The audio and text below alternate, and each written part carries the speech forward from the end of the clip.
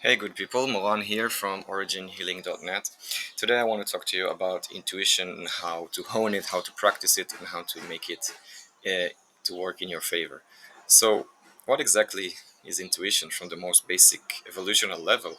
Is decision making mechanism that is innate in your body. And of course, if you look at the evolution process of humanity, the more you can get fast decisions, you're more safe against dangers.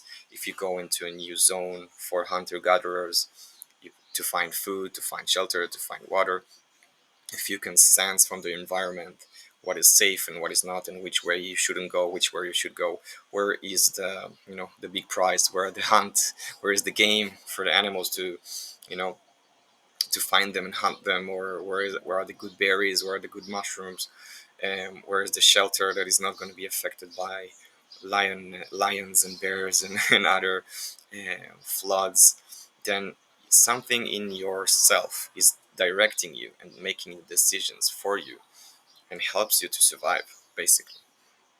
And since our culture and society is much more logical oriented and we can predict and have calculations and statistics, then we kind of neglected this ability inside us. But everybody had this because this is how we survived as a species, long before any computer, any statistical model, any AI came into being.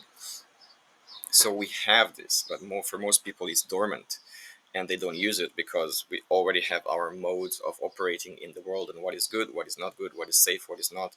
The doctor says this, the lawyer says this, the politician says this, and then we work according to these models. So we don't need to use our intuition that much.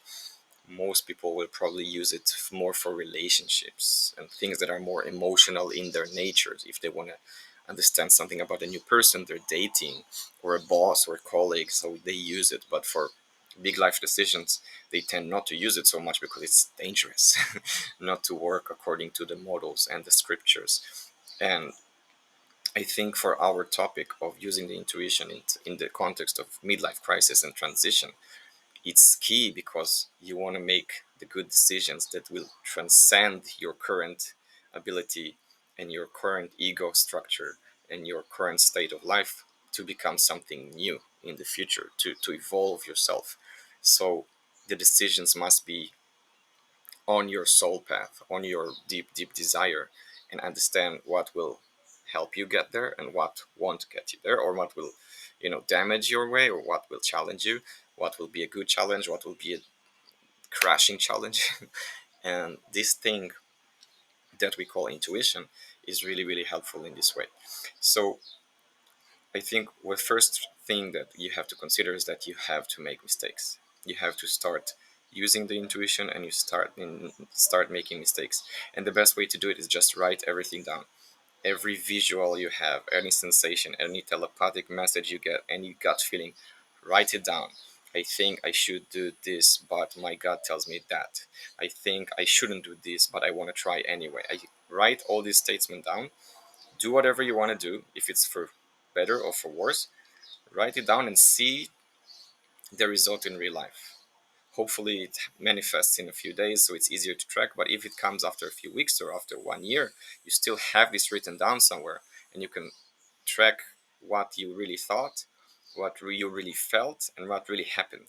And then you start calibrating your intuition and your sense of, is it true? Is it not true? Is it just my ego? Is it really from deep inside? Is it some yearning blinding me?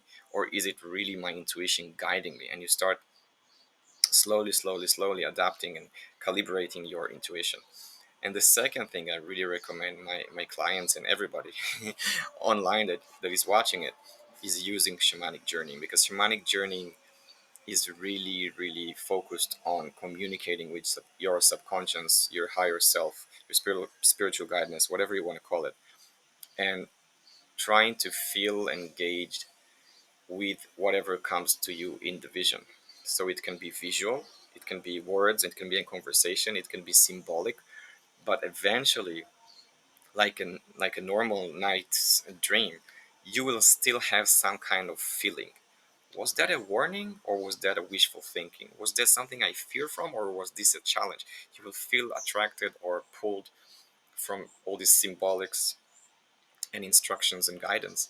And this will be the best way to engage directly with your intuition, because it bypasses the normal logical mind while you're doing the shamanic journey. And the third thing that is built on top of that is that you can ask for signs, you can ask for guidance that is much more practical. Because if you see some symbol and you want to make sure, is this true, is this really what I should follow, you ask your spirit guide, you ask the guidance, give me a sign in reality, in physical reality, that I can see and remember that message was true, that that path is for me, that person is my enemy, this person will help me, or this path I should take. Give me something that will pop up in reality that will be so different than what I'm usually looking at, that will prove that this is true. And I have such a list. It's filled with V's, check marks, things manifested. I ask for it, not because I want to ask for something that I could profit from, something that I want to gain. I just want to see a symbol, a sign that what I saw was correct, was true. And it manifests in reality after a few days, maybe after a week, maybe after 2 weeks. But I have a list of them, of all these check marks, to symbolize for me that I trust the intuition, that I trust the guidance, that I know it manifests.